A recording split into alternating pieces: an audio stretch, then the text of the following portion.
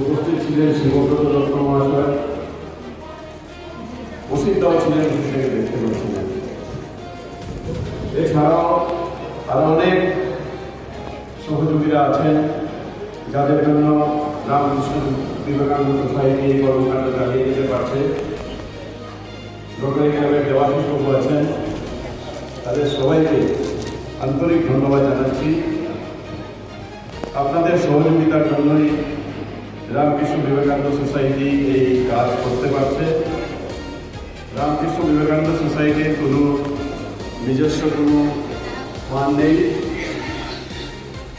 আপনাদের দেওয়া